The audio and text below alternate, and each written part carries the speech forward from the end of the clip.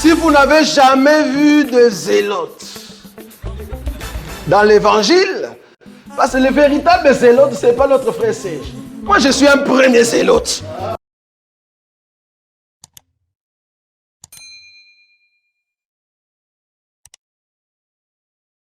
Il est vivant. Je sens réellement que personne ne saura troubler cette assemblée. Amen. Je sens l'unité dans cette assemblée. Alléluia. Le véritable Dieu est avec nous. Il nous montre des choses tantôt d'une manière et tantôt d'une autre. Alléluia. Il est le roi des rois.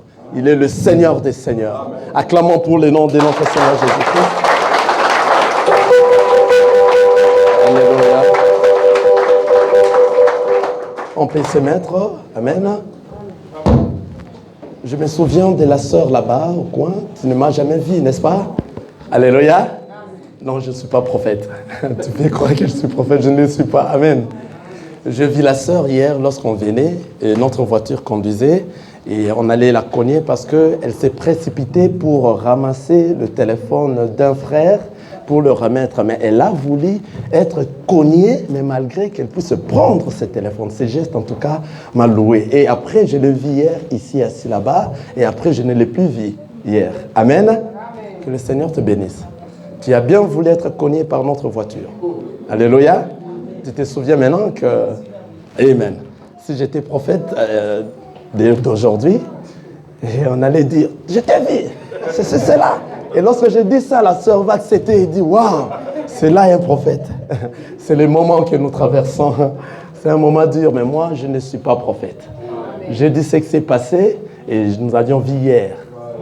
Mais le prophète allait dire, non, pas je l'ai vu hier, non. Sœur, tiens-toi debout. Hier, n'est-ce pas qu'il y a eu un téléphone qui est tombé à côté d'une voiture, tu l'as ramassé et après tu as remis à une personne. D'ailleurs, la voiture a voulu te toucher. Tu allais dire, oui, amen, amen. Oui, c'est un prophète. Alléluia. Il y a, ce sont des choses, des marques qu'on a, qu'on est en train de nous montrer ces temps ici, afin d'attirer la population dans les assemblées. Alléluia. Mais nous ne craignons pas ces gens. Alléluia. Amen. Nous avons le Seigneur Jésus-Christ. Amen. Je rends gloire à Dieu. Je remercie le Seigneur qui nous a fait parvenir dans cette assemblée. Je remercie le responsable de cette assemblée, l'apôtre Gauthier. Amen. Amen. Je remercie le docteur Roger Bouleli qui est venu de la Belgique. Actuellement, moi je suis parisien. Hein, il est venu chez nous en France. Et je remercie toute l'équipe qui accompagne l'apôtre Gauthier, ainsi que tous ceux qui ont participé, afin que nous puissions être ici. Et je remercie tout l'ensemble des élus de Paris, ainsi que de Bruxelles. Alléluia. Car il y a eu une petite coopération à l'intérieur, afin que nous soyons ici. Amen. Que le Seigneur vous bénisse. Nous allons continuer ce que nous avions laissé l'autre fois. Alléluia. Nous allons lire toujours dans notre lecture des bases. Je voudrais que quelqu'un soit très attentif, encore aujourd'hui, tel que vous étiez la fois passée. Nous sommes dans Ésaïe.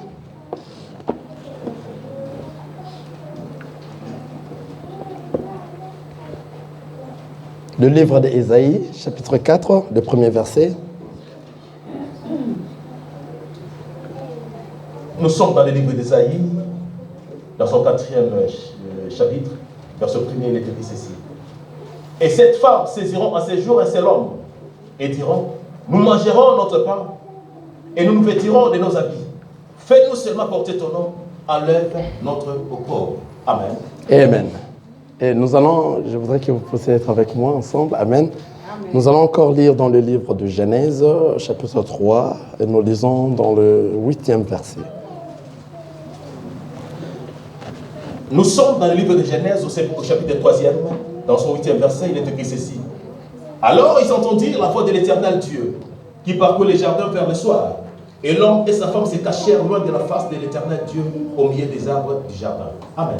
Continuez. Mais l'Éternel Dieu appela l'homme et lui dit, où es-tu? Il répondit, j'ai entendu ta voix dans le jardin, et j'ai eu peur, parce que je suis nu, et je me suis caché. Et l'Éternel Dieu dit, qui t'a appris que tu es nu? est-ce que tu as mangé de l'arbre dont je t'avais défendu de manger? L'homme répondit, la femme que tu as mise auprès de moi m'a donné de l'arbre et j'en ai mangé. Amen. Amen. Nous allons parler dans la doctrine, nous allons parler dans la révélation et nous allons parler dans la prophétie. Amen. Imaginez-vous, dans la doctrine, nous aurons aussi à tirer un peu de la connaissance. Amen. Nous avions vu les 7 femmes. Les 7 femmes saisiront en ces jours un seul homme et diront, nous mangerons notre pain et nous nous vêtirons de nos habits. Fais-nous seulement porter ton nom. Enlève notre opprobre. Alléluia. Nous commençons dans la doctrine. Actuellement, physiquement comme ça, la nature, la parole nous dit, la nature elle-même ne vous enseigne-t-elle pas? Alléluia. Nous savons des femmes, lorsqu'elles ont un peu de ça, de l'argent. Alléluia. Je veux vraiment que tu sois concentré aujourd'hui, parce que la femme que nous sommes en train de dire, c'est toi. Quel que soit que tu es un homme ou bien tu es une femme. Amen. Maintenant, nous partons d'abord dans la doctrine. Physiquement comme ça, nous voyons la femme réelle. Amen. Toute femme, si elle a des possibilités, de l'argent, elle a toutes choses possibles. Elle voyage aux États-Unis, en France, en Londres et partout. Elle a des voitures, des villas. Elle a des concessions par-ci, par-là. Elle a des compagnies par-ci, par-là. Cette femme-là, souvent, ce que nous voyons, l'homme n'a plus vraiment de l'importance. Alléluia. Et pour elle, l'homme n'est que là parce qu'elle a besoin de l'homme. Alléluia. Elle a besoin d'homme parce qu'il fallait qu'elle puisse en avoir. Et aujourd'hui, actuellement, cet homme-là, lorsqu'il essaye de mettre de l'ordre ou bien de prendre de l'autorité sur elle, elle va chasser cet homme-là. Parce qu'elle a besoin. Hier, lorsqu'on traversait la rue, je vis et Aïe, bon, je ne sais pas, peut-être c'est ça, c'est ce que j'ai imaginé. Dans la voiture, je vis une femme qui a jeté une valise dehors. Et il y avait un homme dehors. Je dis, waouh! Waouh! Alléluia! Donc, c'est-à-dire la femme qui a déjà toutes choses possibles, ce qui peut lui faire nourrir. Pour elle, l'homme est venu juste pour, vous savez, donc l'homme n'a plus d'autorité. Et cela se passe actuellement dans le monde, et surtout beaucoup plus dans nos pays là où nous sommes, aux États-Unis, en France, dans les pays un peu développés, dits développés. Et nous les savons, cette situation. Nombreux ont de cette situation, ils ont besoin de ne pas vivre avec les hommes, de rester single, on dit ça single en anglais, célibataire, de rester célibataire pour en bénéficier tout ce qu'elle a, et puis comme elle en a déjà, elle n'a plus besoin vraiment d'hommes en réalité. Elle va tout faire pour chasser cet homme et ramasser tous les hommes à tout moment. Et si tu veux, tu refuses, elle te chasse. Si tu veux la diriger, elle te met à la porte. Vous savez, elle n'aura un autre parce que toi, tu viens juste derrière, tu es derrière elle. Tout ce qu'elle a, toi, tu es en train de profiter de ce qu'elle a. Et cette situation fait que la femme soit un peu orgueilleuse. Elle n'a pas réellement besoin de l'homme. Alléluia. C'est un peu la situation que nous avions ici. Alléluia. Parce que cette femme-là avait tout. Les 7 femmes ici avaient tout ce que, pour elle, elle n'avait besoin que de non. Alléluia.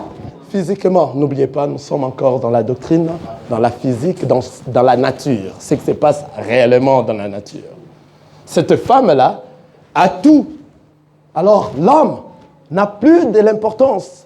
Juste seulement parce que ses amis voient qu'il a quand même un homme à côté d'elle. Alléluia. Alléluia. Et l'homme n'a pas d'autorité sur cette femme, des femmes pareilles. Si vous êtes ici, en tout cas à la fin, nous allons prier pour vous. N'ayez pas honte, hein? N'ayez pas honte. N'ayez pas honte si vous traversez de cette situation. N'ayez pas honte. Vous avez vu hier, le docteur Roger a dit c'est lui qui connaît qu'il a un problème et qu'il est juste. Mais les autres personnes ne comprennent pas sa situation, mais devant Dieu, il sait qu'il a raison, qu'il sort devant. Vous m'avez vu sortir devant. J'ai pris toutes ces histoires des ministères, je l'ai mis à côté. J'ai dit non, un autre ministre doit prier pour moi, afin que cette situation s'arrête. Il ne faut pas avoir honte lorsqu'on nous dit de sortir pour la prière. Sois la première, alléluia, à venir, alléluia. Alors cette femme-là n'aura pas besoin d'homme. Elle aura juste besoin d'homme pour un moment. Mais elle n'aura pas besoin d'une seule personne, d'un seul homme. Elle aura besoin de plusieurs hommes. Parce qu'elle a déjà tout ce qu'elle en a besoin. À quoi sert l'homme pour elle? Donc c'est une femme, comme avait prêché notre frère. C'est une prostituée. Alléluia. Une femme pareille, c'est une prostituée. Alléluia. Parce qu'en réalité, maintenant je commence à entrer dans ce que nous avions prévu. En réalité, une femme n'a pas d'habit. Alléluia. En réalité, une femme n'a pas de nourriture. C'est pour cela que nous avions lu dans le livre de Genèse. Lorsqu'ils ont péché, alléluia, et Dieu a demandé à l'homme, pourquoi te caches-tu? Qu'est-ce qu'il a dit? Il était nu. C'est pour cela qu'il était en train de se cacher. En réalité, nous, lorsque nous étions dans l'éternité, nous étions vêtus de l'habillement de la gloire. Et nous ne savions pas, Adam et Ève ne savaient pas qu'il était nu. Alléluia. Je vais dire une chose ici, je ne sais pas si vous allez bien comprendre là où nous sommes. Soyez vraiment concentrés. Adam et Ève, avant de pécher, ils étaient nus, mais ils ne savaient pas qu'ils étaient nus. Alléluia. C'est juste après avoir péché qu'ils se sont vus qu'ils étaient nus. C'est-à-dire l'habillement qu'ils avaient avant, c'était l'habillement de gloire. Et eux ne savaient pas, parce qu'ils étaient encore dans la gloire de notre Seigneur Jésus-Christ. Ce n'est qu'après qu'une femme est devenue nue. En réalité, une femme est nue. Une femme n'a pas d'habit. Alléluia. Une femme n'a pas de nourriture. Alléluia. Je vais aller encore plus loin. Lorsque nous allons parler de la prophétie ici, vous allez comprendre qu'une femme n'a pas aussi de souliers. Alléluia. Des chaussures. Donc la nudité de cette femme-là fait que la personne qui doit la vêtir ne doit qu'être qu'un homme. Ici, Adam dans le jardin, c'est le Seigneur Dieu qui les a vêtus. Alléluia. Il a tué un animal, il a pris la peau et il les a couverts. Bien avant, Adam et Ève ont voulu se couvrir eux-mêmes, n'est-ce pas? Mais leur habillement, c'était ce que nous sommes en train de voir aujourd'hui. Alléluia. L'habillement d'homme.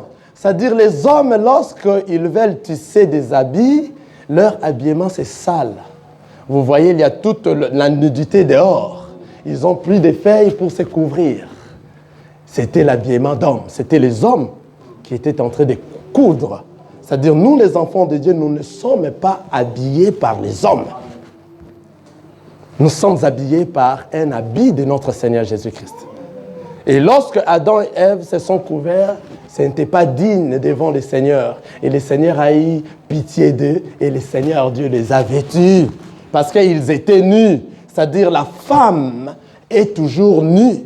Et la personne qui va nous couvrir, c'est le Seigneur Jésus-Christ, car c'est lui qui est l'homme. Quelqu'un est avec moi? Tu comprends cela? Amen. C'est-à-dire l'homme, c'est lui qui a la charge de nourrir et de couvrir la femme. Nous avions parlé ici en réalité, lorsque nous parlons de la femme et de l'homme, nous voyons au commencement, Dieu créa le ciel et la terre. Mais Jésus est venu dire, non, au commencement, Dieu créa l'homme et la femme. Alléluia. C'est-à-dire, la terre ne pourrait germer si le ciel n'avait pas de pluie. Il fallait qu'il pleuve avant que la terre germe. Donc, c'est le ciel qui nourrit la terre. Et de la même manière que nous sommes en train de dire ici, c'est l'homme qui doit nourrir la femme. Donc, c'est l'homme qui va vêtir la femme. La véritable femme que nous sommes en train de dire ici, nous avions dit l'autre fois, c'est l'Église. Amen. Et nous avions dit comment est-ce que l'Église est constituée de poussière de la terre. Toute poussière que le Seigneur Dieu a rassemblée pour créer, former l'homme, alléluia, toi, étant un enfant de Dieu, tu es venu de l'éternité, tu es parmi cette poussière-là. Les jours où cette poussière va se rassembler et ça va, la fin de la création de l'homme, ça sera complète. C'est à ce moment que nous irons en enlèvement. Vous comprenez? La dernière des poussières. C'est en fait la mission que les hommes de Dieu sont en train de faire. C'est de chercher nos frères qui sont égarés à revenir. Alléluia. Afin que nous puissions composer le corps qui est l'Église. Et cette femme-là, qui est nue, en réalité, c'est le Seigneur Dieu qui va le vêtir. Maintenant, revenons maintenant dans notre texte. Dans notre texte, nous sommes en train de voir qu'il y a eu cette femme, je le relis, et cette femme saisiront en ces jours un seul homme et diront, nous mangerons notre pain et nous nous vêtirons de nos habits. Fais-nous seulement porter ton nom. Enlève notre opprobre. Opprobre, c'est la honte. Et les femmes ici avaient tout ce que je viens de citer ici. Elles avaient leur habillement et elles avaient leur nourriture. C'est-à-dire, c'est un corps qui est sale. Amen. Un corps qui avait déjà ses vêtements et avait sa nourriture. Nous étant une femme, je viens de le dire ici, suis-moi très bien, ne te perds pas. Étant une femme qui est l'Église, qui représente l'Église, nous sommes nus. Et la personne qui nous vêtit, c'est le Seigneur Jésus-Christ, c'est lui l'homme. Nous ne sommes pas seulement nus, mais nous sommes aussi aveugles. Quelqu'un voit ça? Quelqu'un voit ça? Nous ne sommes pas seulement nus, mais nous sommes aussi aveugles. Donc tout ce que nous pouvons faire, c'est la personne là qui va nous diriger afin que nous puissions retrouver le chemin de retour. Quelqu'un voit ça? Étant aveugles, nous sommes nus et nous sommes sales. Quelqu'un voit ça? Quelqu'un se souvient de Bartimée? Bartimée était aveugle. Il ne se savait pas comment est-ce qu'il était. Il était sale. Et d'un coup, lorsqu'il a vu le Seigneur Jésus-Christ, il a crié. Et le Seigneur a eu pitié. Il est venu et le Seigneur l'a fait voir et il a vu de nouveau. De l'instant qu'il a vu qu'il était sale et le manteau qu'il portait était sale. Ces manteaux-là, c'est ce que je vais dire maintenant, c'était l'habillement de ces 7 femmes ici. Quelqu'un voit ça? Ces manteaux sales. C'était l'habillement que les 7 femmes ici ont porté. La saleté. Parce que tellement elles étaient des aveugles, elles mettaient tout ce qu'elles voulaient. Tout habit qu'elle voulait, elle mettait cela. Et il y avait même des gens qui le faisaient mettre tout ce qu'elle voulait. Elle était là partout. C'est-à-dire la saleté que nous parlons ici, c'est la prostitution. Elle mangeait tout ce qu'elle voulait. C'est le diable qui lui donnait à manger. Ce n'était pas la vraie nourriture. La vraie nourriture, c'est la parole de notre Seigneur Jésus-Christ. Et le Seigneur Dieu nous revêtit de son habillement, qui est le Saint-Esprit qui va nous diriger afin que nous puissions retourner. Le discernement du bien et du mal. Alléluia. Si nous voyons ici, il y a 2 sortes d'habillement. L'habillement de Bartimée et l'habillement d'Élisée. Quelqu'un est avec moi? Élisée s'est vêtu de l'habillement d'Élie. Après que Élie soit parti, il y a eu le manteau d'Élie qui est descendu à Élisée. Et Élisée maintenant s'est vêtu. Et Élisée a crié, Père, Père. Alléluia. Si on peut trouver ces passages, Alléluia. Si on peut, quelqu'un peut m'aider rapidement sur ces passages. Il a crié Père, Père, et c'est à ce moment que le manteau d'Élie est venu auprès d'Élisée. Et il a mis le manteau, l'habillement. C'est-à-dire la personne qui donne l'habillement, c'est l'homme. À ce moment-là que Élie est en train de quitter, c'est lui, le Seigneur Jésus-Christ, qui est parti. Alléluia. Et en partant, il a dit, je ne vous laisserai pas des orphelins. Je vous enverrai les Saint-Esprit. C'est les manteaux d'Élie. Alléluia. Il part, il laisse son manteau. C'est le Saint-Esprit qu'Élisée maintenant a porté. Deux rois. Amen. 2 Rois chapitre 2, 11 à 12. Suivant la lecture. Comme il continuait à marcher en parlant, voici un char de feu et de chevaux de feu les séparèrent l'un de l'autre. Et Élie monta au ciel dans un tourbillon. 12. Élisée regardait et criait, mon père, char d'Israël et sa cavalerie. Et il ne le vit plus. Saisissant alors ses vêtements, et il les déchira en 2 morceaux, et il releva le manteau qu'Élie avait laissé tomber. Puis il retourna et s'arrêta au bord du Jourdain. Et qu'est-ce que les gens disaient? Il prit le manteau qu'Élie avait laissé tomber, et il frappa les eaux et dit, où est l'Éternel, le Dieu de Élie? Lui aussi frappa les eaux qui se partagèrent ça et là, et Élisée passa. Le fils de prophète qui était à Jéricho vis-à-vis, l'ayant vu dire, l'esprit d'Élie repose sur Élisée. Alléluia. C'est-à-dire l'esprit d'Élie repose sur Élisée. Élisée maintenant c'était une femme qui était nue, qui n'avait pas d'habit. Alléluia. Au départ de Élie, c'est à ce moment que le manteau d'Élie est resté vers Élisée. Et le Seigneur Dieu, Élie, qui a vêtu maintenant Élisée. En réalité, Élie, qui partait, c'est le Seigneur Jésus-Christ, que je viens de dire ici, qui a dit, je ne vous laisserai pas orphelin. Je vous enverrai quoi? Le Saint-Esprit, qui va vous diriger, qui va vous discerner le bien et les mal. C'est-à-dire, le manteau d'Élie, c'est ce qu'avait revêtu Élisée. Tel que tu es là, dis-toi que je suis réellement Élisée et je me suis revêtu du manteau d'Élie. Alléluia. Et le Saint-Esprit qui va me diriger, c'est ce qui va me faire discerner le bien et le mal jusqu'à retourner à la maison. Alléluia. Est-ce que tu crois à ça? Alléluia. Toute femme qui est nue a besoin d'un homme pour lui donner de vêtements. Nous savons la personne qui nous a vêtus. Galates chapitre 3, verset 23. Galates chapitre 3, verset 23.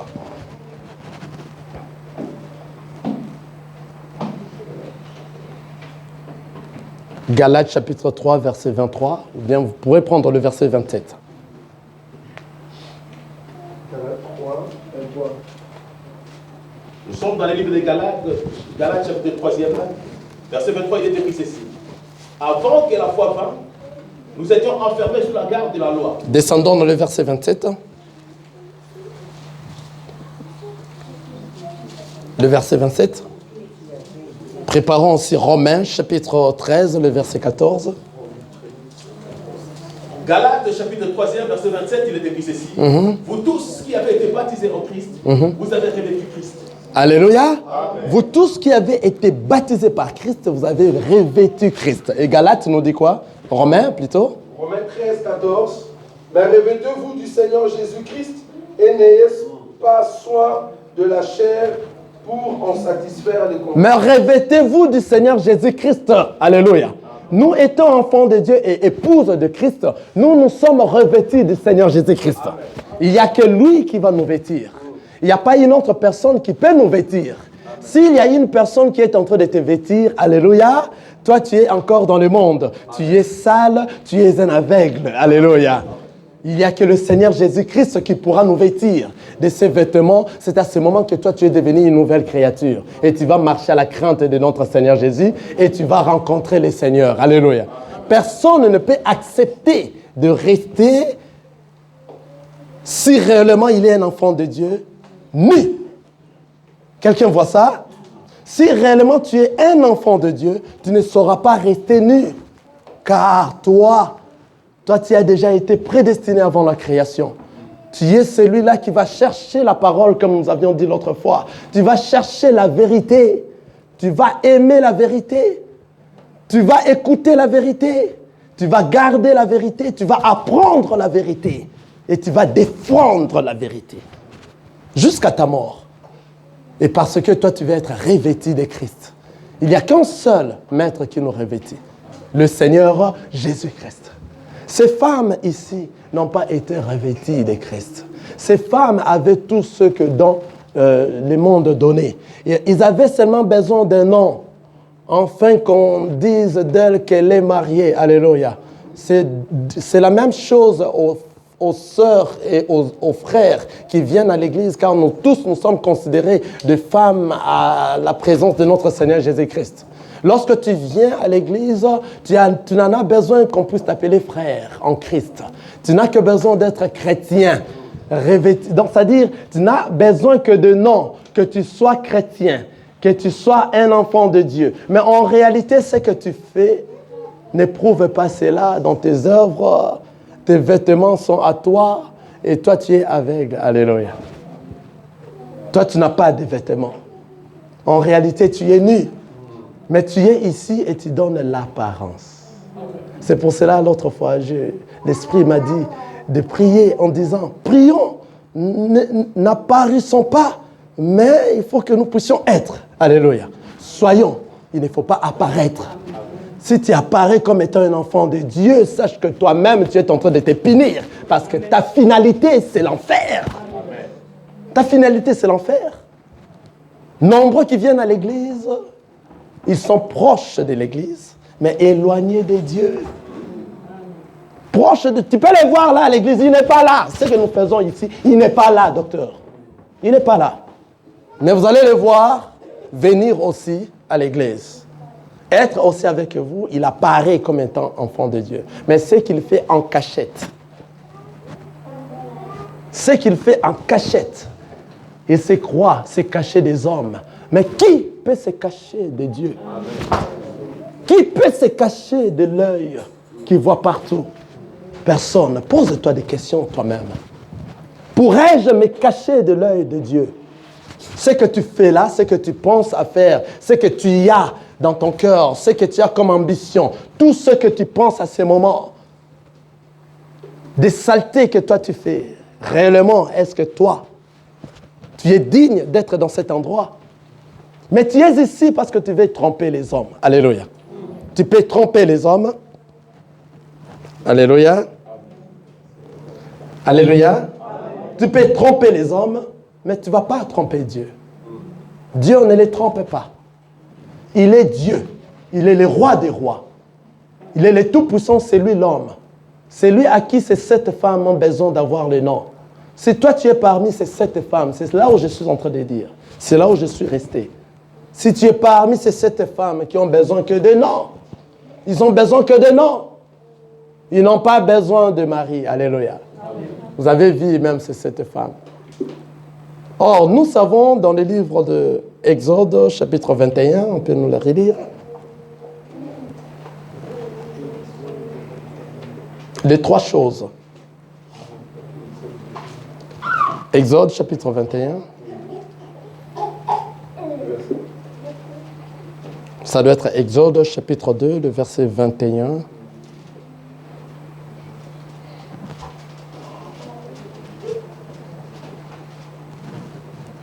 Exode, chapitre 2, le verset, ça m'échappe un peu. Exode, merci Seigneur Jésus. Exode, chapitre 21, le verset 10. Merci Seigneur Jésus. Et amen. Dans le livre d'Exode, chapitre 21, le verset 10. Exode, chapitre 21, le verset 10. S'il prend une autre femme, il ne retranchera rien pour la première à la nourriture, aux vêtements et au droit conjugal. Et s'il ne fait pas pour elle ces 3 choses, elle pourra sortir sans rien payer, sans donner de l'argent. Ah. Ici, on a parlé des 3 choses. La nourriture, le vêtement et le droit conjugal. Alléluia. La nourriture, le vêtement et le droit conjugal. Mais ces 7 femmes ici n'ont pas demandé le droit conjugal. Vous avez suivi ça? C'est là qui prouve que ces 7 femmes étaient vraiment des prostituées parce que elles avaient juste leur habillement. Elles avaient... Je m'excuse, le micro ne marche pas très bien. Le micro, s'il vous plaît. Les 7 femmes, je vais parler. Amen. Les 7 femmes n'avaient pas demandé le droit conjugal. Parce qu'elles avaient déjà à manger. Elles avaient déjà à se vêtir et elles savaient comment est-ce qu'avoir le droit conjugal. Alléluia. Elles sortaient comme elles voulaient. Alléluia. Et ce droit conjugal n'avait pas de l'importance pour eux. C'est-à-dire, pour eux, elles avaient seulement besoin de noms. Qu'elles portent seulement le nom et cela leur suffit. Ces 7 femmes étaient des prostituées.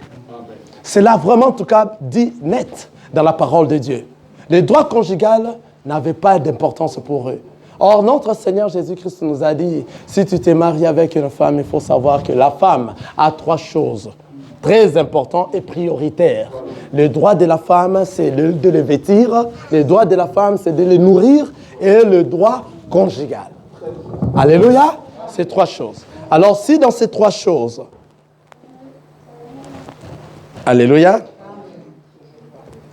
alléluia, si dans ces 3 choses, l'homme n'arrive pas à satisfaire sa femme, la femme a le droit de réclamer, a le droit de chercher les hommes de Dieu. Alléluia. A le droit de parler. Mais qu'est-ce qui se passe? Mais en réalité, c'est l'homme qui doit réellement nourrir, vêtir et donner tout ce que la femme en a besoin. Parce que tout désir de la femme se repose sur l'homme, son mari. Maintenant, si vous êtes une des femmes pareilles ici, c'est-à-dire toi, tu n'es venu que pour le nom et tu es devenue une prostituée. Je reviens dans le mot que notre frère Lionel avait dit l'autre fois. Tu es à l'église ici, tu es dans une autre église là-bas, tu es dans une autre église là-bas, tu es dans les choses de ce monde, tantôt tu es dans l'ambiance de ce monde, tantôt tu es à l'église, tantôt tu es ni chaud ni froid, tu mélanges toutes choses. Tu es dans l'impudicité, tu es un homme de Dieu qui ment les gens, l'impudicité, tu es dans le vol, tu es dans des choses du monde, tu es dans la masturbation, tu es dans tout ça, mais tu te rassembles quand même avec nous et tu donnes l'apparence. Parce que toi, tu as besoin qu'on t'appelle chrétien. En réalité, tu n'es pas chrétien. Un chrétien, c'est celui qui a reçu le Seigneur Jésus-Christ. Et le Seigneur Jésus-Christ est en train de le diriger, car c'est lui qui est l'homme. Lorsque le Christ est dans toi, c'est lui maintenant qui dirige toute ta vie. Alléluia. Donc, c'est-à-dire, les désirs charnels doivent être soumis à la personne qui est à l'intérieur de toi. Car c'est lui qui est l'homme. Amen. C'est lui qui est l'homme. Alléluia. Regardez si nous voyons ici.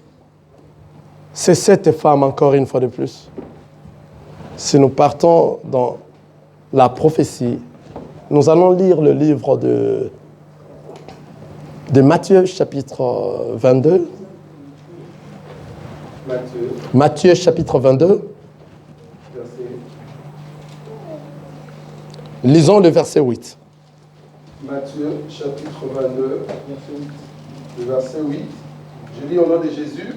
Amen. Alors il dit à ses serviteurs, les noces sont prêtes, mais les conviés n'en étaient pas dignes. Je continue. Continuez. Allez donc dans les carrefours et appelez aux noces tous ceux que vous trouverez. Ses serviteurs allèrent dans le chemin, rassemblaient tous ceux qu'ils trouvèrent, méchants et bons, et la salle de noces fut pleine des convives. Le roi entra pour voir ceux qui étaient à table, et il aperçut là un homme qui n'avait pas revêtu un habit de noces. Il lui dit, mon ami, comment es-tu entré ici sans avoir un habit de noces? Cet homme eut la bouche fermée. Alors le roi dit aux serviteurs, liez-lui les pieds et les mains, jetez-le dans les ténèbres du dehors, où il y aura de pleurs et des grincements des dents. Amen. Là maintenant nous montons dans la prophétie. Le roi est entré, il a vu un homme qui n'était pas habillé de l'habillement des noces. Or pour entrer là-bas, tu dois avoir un habit. Qui t'a habillé? C'est le Seigneur Jésus-Christ. C'est lui qui doit habiller, c'est le Seigneur Jésus-Christ. Maintenant, regardez, le roi est entré, il a vu une femme qui ne s'est pas habillée de l'habillement des noces. Et il a donné l'ordre de le lier les mains et les pieds et de le jeter dans les ténèbres de dehors. Quelqu'un voit ça? Tout ce qui n'est pas habillé, alléluia, tout ce qui n'est pas habillé de l'habillement des noces. Car la personne qui donne cet habillement, moi je le connais, c'est le Seigneur Jésus-Christ. L'habillement des noces, c'est le Seigneur Jésus-Christ. Lorsque le roi va entrer ces jours-là, il verra que réellement toi, tu n'as pas d'habillement des noces. On va te lier les mains et les pieds et on va te jeter où? Dans les ténèbres du dehors. Les ténèbres du dehors, je vous dis, c'est ce que nous appelons la grande tribulation. Nous avions vu ça avec Lazare. Lazare sort. Lazare est sorti. Parce que Lazare doit continuer sa mission. Parce que toi, lorsqu'on va te jeter dans les ténèbres du dehors, sache que toi, tu n'as pas fini. Parce que le maître l'a appelé ami. Donc, c'est-à-dire, il n'a pas fini sa mission. C'était une épouse que nous appelons la Vierge folle, qui s'est habillée d'un habillement parce qu'il était avec nous. Alléluia. Et il a fait tout pour être à l'intérieur. Mais lorsque le maître est venu, c'est lui qui contrôle tout. Il a regardé, toi tu n'as pas cet habillement, tu dois retourner pour aller finir ta mission. Maintenant, cette fois-ci, cette mission-là ne sera plus ce qui était avant avec la grâce. Ça sera avec les œuvres. Pourquoi? Après l'enlèvement de l'Église, le ciel sera fermé. Alléluia. Et toi maintenant, tu vas continuer ta mission dans la souffrance. C'est une partie maintenant que tu éprouves réellement que toi tu étais un enfant de Dieu et tu étais la Vierge folle. Parce que toutes les Vierges folles vont vont aller dans le millénium. Alléluia. Toutes les Vierges folles, ils iront au millénium. Excusez, sorry. Ils iront au millénium. Maintenant, toi, tu es entré là-bas tout étant habillé des habits du monde, des habits des autres, d'un autre homme qui t'a vêtu, qui n'était pas le Seigneur Jésus-Christ. Et lorsque le Seigneur est entré, il a vu réellement que toi, tu es vêtu des habits qui ne sont pas les habits des noces. Moi, je ne distribue pas cet habit. Regardez, tous les autres ont ces habits-là. Alléluia. Mais toi, tu n'en as pas. On va te lier les mains et on va te lier les pieds. Afin que toi, tu ailles dans les ténèbres de dehors. C'est la même chose lorsqu'on avait dit de Lazare de sortir. On l'a délié les mains et on l'a délié les pieds. Alléluia. Le fait de délier, c'est l'enseignement. Toi, tu dois encore recevoir un autre enseignement. Mais malheureusement, que tu ne sois pas dans ces cas de ceux-là qui est entré et le maître est entré, il a vu qu'il n'avait pas l'habit des noces. Et il est sorti. L'enseignement que toi, tu vas avoir, c'est la grande tribulation. Et à ce moment, ça sera par les œuvres.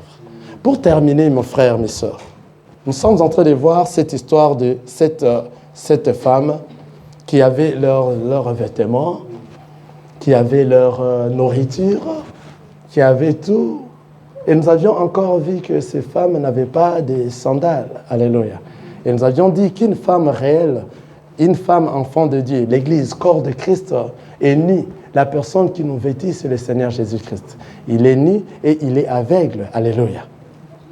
En réalité, la femme ici, soyez avec moi ensemble, les femmes ici qu'on est en train de parler ne pourraient pas donner la vie parce qu'ils marchaient en dehors de la parole de Dieu.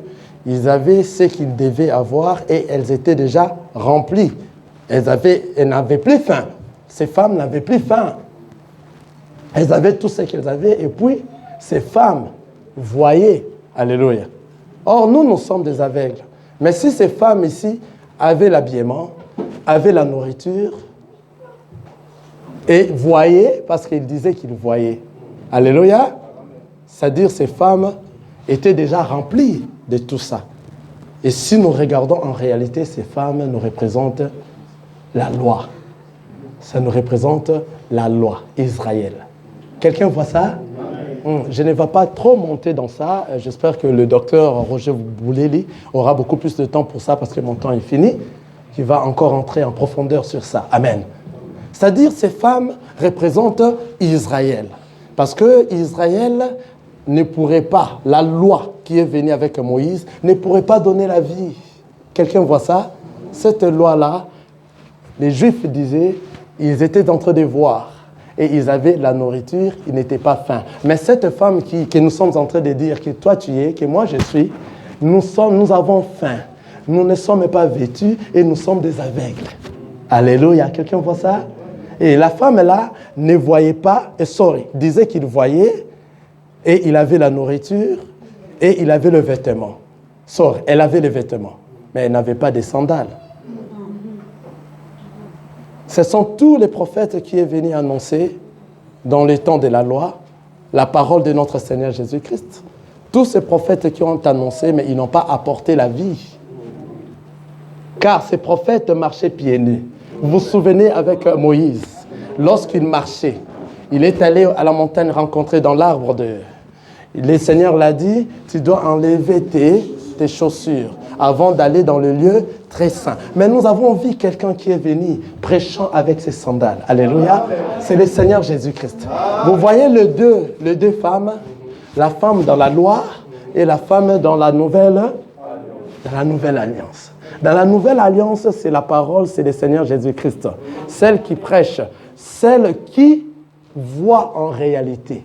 Alléluia. Parce que les Juifs ont dit à Jésus que nous voyons et nous connaissons. Mais Jésus a dit, si longtemps que vous dites que vous êtes en train de voir, vous restez des aveugles. C'est pour cela qu'il faut aller chercher ceux qui ne voient pas. C'est cette femme-là que toi tu es. Alléluia. C'est l'Église. Ceux qui sont nus, ce sont eux que moi je vais vêtir. Ceux qui ne voient pas, ce sont eux que moi je vais redonner la vie, afin qu'ils arrivent à voir. Afin qu'ils arrivent à me porter dans leur corps. Car notre corps, c'est le temple du Saint-Esprit. Là où siège le Seigneur Jésus-Christ. Si réellement, toi, tu es le temple du Saint-Esprit, mets-toi debout là où tu es. Tu vas prendre des décisions aujourd'hui. Alléluia. Amen. Tu vas prendre des décisions. Et tu vas te dire, je refuse tout ce qui me dérange. Je vais inviter les hommes de Dieu ici. Alléluia. Si tu sens que tu peux passer aussi devant, tu passes devant. J'invite les hommes de Dieu à me rejoindre, l'apôtre Gauthier, j'invite le docteur Roger Bouleli. Passez devant, nous allons prier ensemble. Tu sais que tu es dans ces choses, que tu sais que tu es une femme qui veut réellement prendre la décision de quitter ces choses sales, de quitter la prostitution, de venir auprès du Seigneur, afin que le Seigneur te change et que tu sois une véritable femme, celle qui va se préparer pour retourner à la maison. Que tu prennes une décision aujourd'hui, que tu reprennes à zéro ta vie, que tu redeviennes une nouvelle créature. Lorsque tu vas sortir de cet endroit, que tu ne sois plus ce que tu étais avant, que tu sois une nouvelle créature dans tout ce que tu feras. Et que le monde sente réellement que c'est la parole qui est dans toi. Tout ce que tu feras, que cela vient du Seigneur. Et que le véritable guide, qui est le Seigneur Jésus-Christ, lui seul, entre dans ta vie et dirige maintenant cette fois-ci ta vie. C'est lui l'homme. Car toi, tu es l'Église qui se prépare pour retourner à l'éternité. Commence à prier là où tu es. Alléluia. Seigneur Jésus-Christ, le véritable Dieu, c'est toi. Le Tout-Puissant, c'est toi. Le Créateur du ciel et de la terre, c'est toi. Éternel, nous venons à ta présence avec tous nos frères et sœurs qui sont avec nous dans cet endroit, qui veulent prendre une décision de quitter, Éternel, notre Dieu, de te chercher dans la vérité, de te chercher, de te trouver, Seigneur Jésus. Permets, Éternel, notre Dieu, tous ceux qui sont venus ici, qui ont besoin de toi, ils ont besoin de te chercher, de te voir, de quitter là où ils étaient, les choses qu'ils étaient en train de faire. Ils sont devenus des prostituées. Éternel, que tu quittes, que tu les fasses quitter l'état de la prostitution et que cet état éternel change année. Alléluia, le véritable Dieu, c'est toi. Dieu le roi, le tout-puissant. Tu es le véritable Dieu. Tu es le Seigneur des Seigneurs. C'est toi qui nous as dit d'être dans cet endroit. C'est toi qui nous as accompagnés dans cet endroit. Tu es notre roi. Tu es le véritable Dieu. Tu es celui qui nous connaît mieux que nous-mêmes. Que ton nom soit glorifié, Seigneur. Que ton nom soit béni, alléluia. Que ton nom soit élevé. Que ton nom soit béni, Seigneur Jésus. Alléluia, Seigneur, notre roi.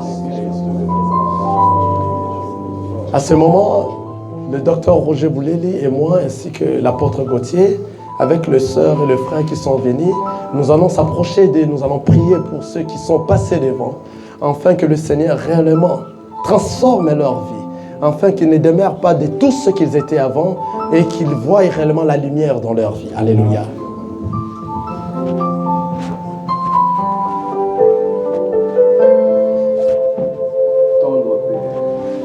Éternel Dieu, le roi, le Tout-Puissant. Je viens, Éternel, abandonner notre sœur entre tes mains. Que tu sois avec elle, Éternel. Que tu puisses l'aider, Éternel. Tu connais tout ce qu'elle en a besoin. Tu connais là où elle a trébuché. Elle a besoin de toi, elle s'est manifestée devant tout le monde. Car elle n'a pas eu honte de ce monde. Elle n'a pas eu honte des gens de ce monde, Seigneur Jésus. Elle a besoin de ta délivrance. Que tu touches sa vie éternelle. Que tu transformes sa vie, Seigneur. Et que ta puissance se manifeste fortement en lui. Et que toi seul tu sois le maître dans tout ce qu'il fait. Tu es le roi des rois. Tu es le Seigneur des seigneurs. Alléluia, Seigneur Jésus. Éternel Dieu, permet que notre frère ici présent, qu'il arrive à te connaître dans la vérité et marcher à la crainte de ta parole. Et qu'elle mette en pratique ta parole. Que toi seul tu sois le maître dans sa vie. Et que tu puisses l'aider, Seigneur. Enfin qu'elle se souvienne de la journée d'aujourd'hui. Enfin que cette parole transforme sa vie une fois pour toutes. Et qu'il puisse marcher à la crainte de ta parole durant toute sa vie sur la terre. Que ton nom soit glorifié. Que ton nom soit béni. Car tu es le seul, le véritable Dieu. À toi nous avions confiance. Dans le nom tout puissant de notre Seigneur Jésus-Christ. On a ainsi prié. Merci Seigneur Jésus-Christ. Alléluia.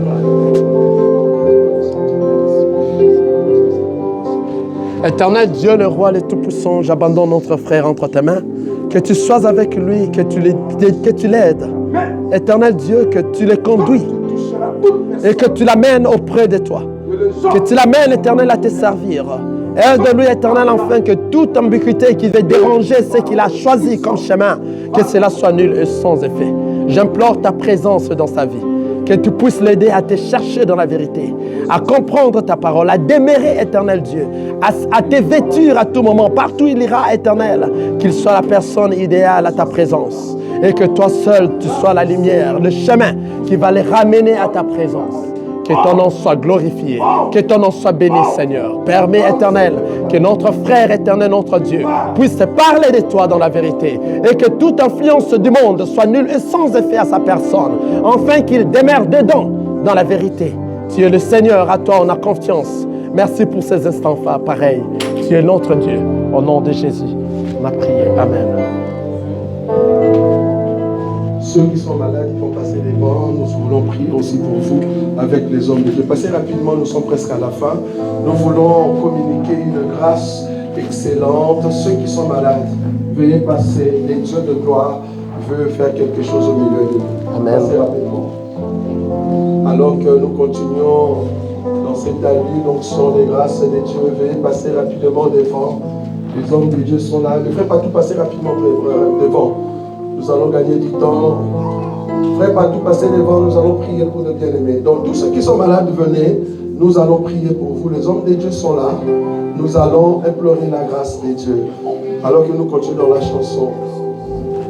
Alléluia. Alléluia.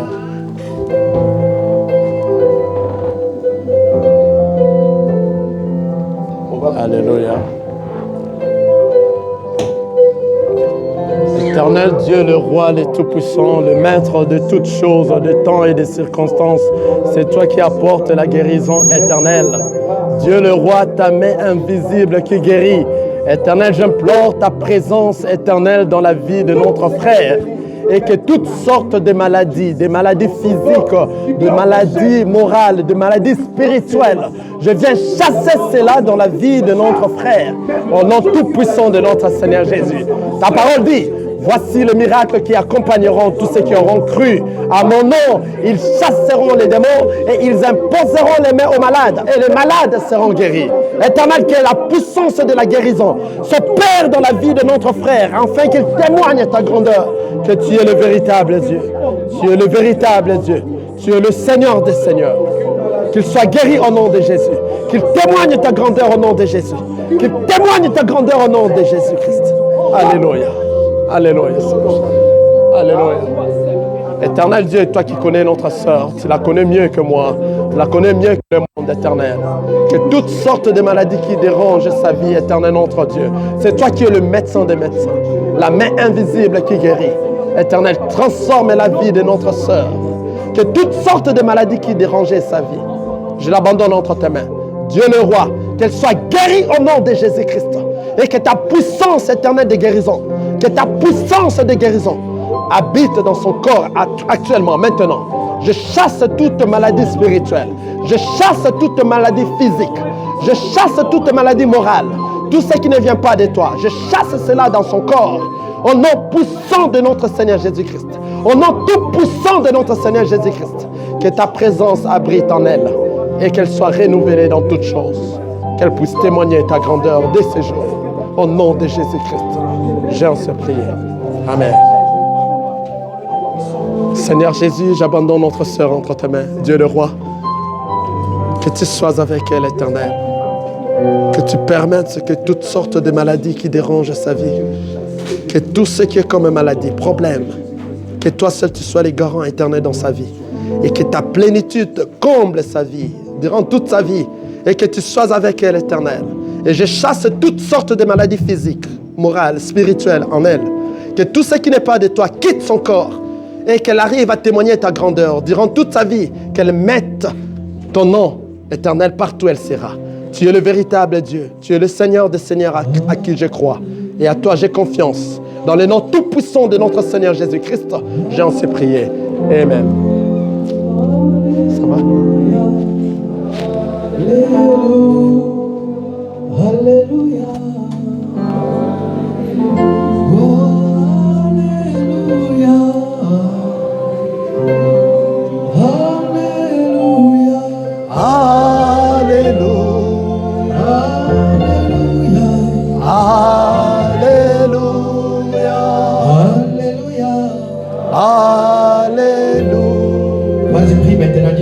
Seigneur, pour ta parole, merci pour tout ce que tu nous as dit, merci pour ces moments de la prière, de ton intervention dans ma vie.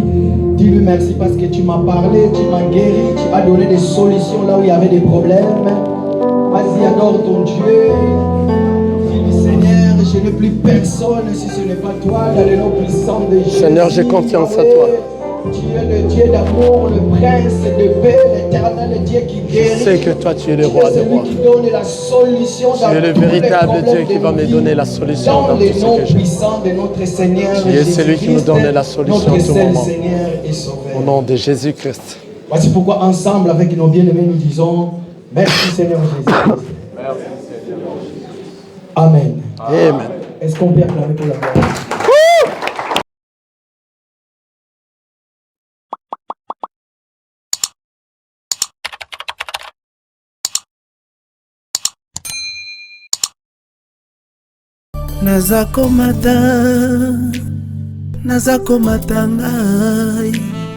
nazakomata ngai nga nazakomata